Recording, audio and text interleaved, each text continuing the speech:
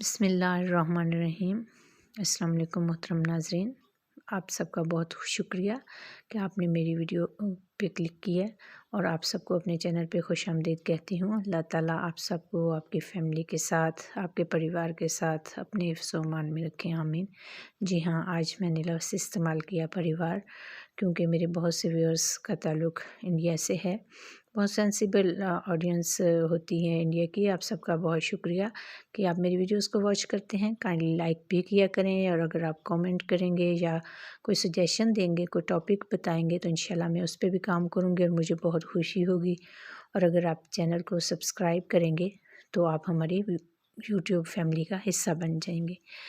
ناظرین اکرام، علم کو اسلام میں مومن کی گمشدہ میراث کہا گیا ہے کہ وہ اسے جہاں سے ملے حاصل کرے، اور یہ علم ہی ہے جس کی وجہ سے حضرت آدم علیہ السلام کو ملائکہ پر فضیلت حاصل ہوئی، اور اللہ تعالیٰ نے علم جو ہے اس کو حاصل کرنے کے لیے جو دعائیں ہیں وہ انبیاء کرام کے لیے اتاری قرآن پاک میں۔ جی ہاں، سورہ طٰہٰ میں ہے، رب زدنی علما، اے میرے رب میرے علم میں اضافہ فرما۔ اور اسی طرح سے اور دعائیں بھی ہیں جو کہ علم کے اضافے کے لیے انبیاء کرام کیا کرتے تھے، اور نبی کریم صلی اللہ علیہ وسلم خود امی تھے، ان پڑھ تھے، لیکن علم کی اشاعت کے لیے اور خود سیکھنے کے لیے، علم حاصل کرنے کے لیے بہت دعائیں کیا کرتے تھے۔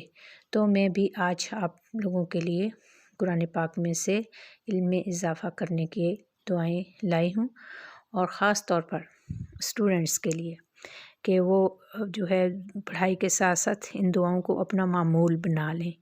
تو جو دعا ہے وہ کرنے کا کوئی خاص وقت نہیں ہوتا، اللہ تعالیٰ کے دروازے ہر وقت ہر کسی کے لیے کھلے رہتے ہیں، اس لیے آپ کسی بھی وقت دعا کر سکتے ہیں، لیکن شرط یہ ہے کہ باوضو ہوں۔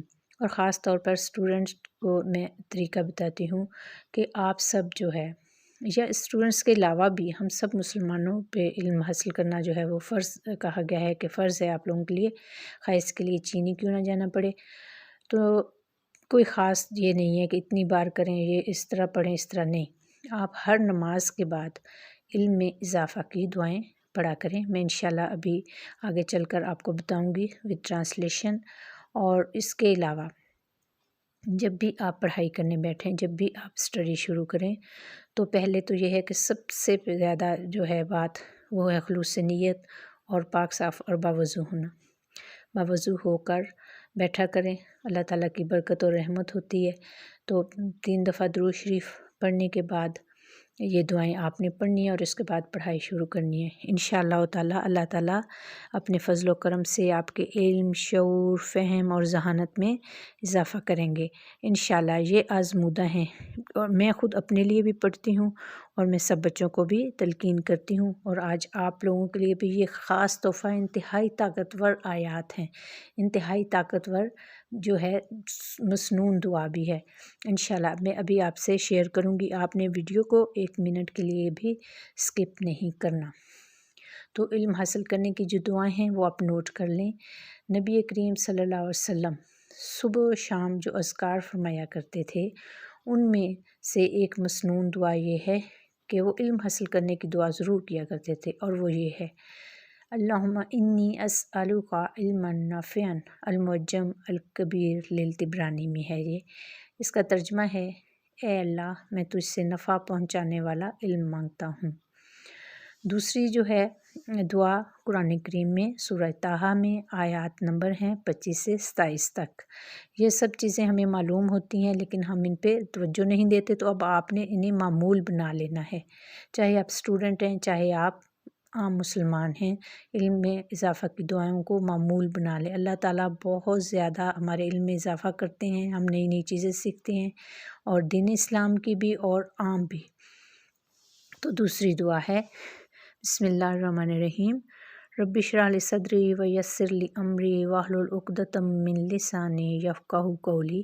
اس کا ترجمہ ہے، پروردگار میری خاطر میرا سینہ کھول دیجئے، اور میرے لیے میرا کام آسان بنا دیجئے، اور میری زبان میں جو گرا ہے اسے دور کر دیجئے، تاکہ لوگ میری بات سمجھ سکیں۔ اس کے علاوہ نبی کریم صلی اللہ علیہ وسلم रब ज़िदनी इल्मा, ये भी सूरह ताहा की आयत नंबर 114 है। ये दुआ भी कसरत से पढ़ा करते थे।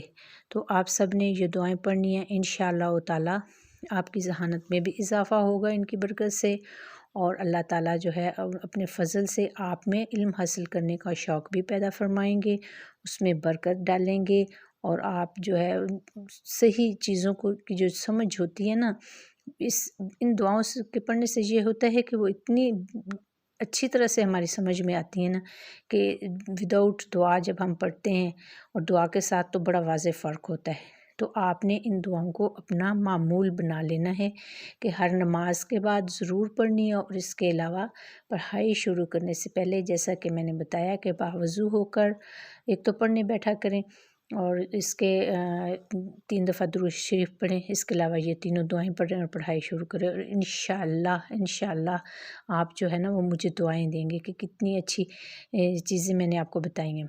वो इसलिए कि ये मालूम होती हैं बातें, लेकिन बाज़ औक़ात होता है कि हम लापरवाही करते हैं। लेकिन अब इंशाअल्लाह ताला आप इन पे अमल करेंगे।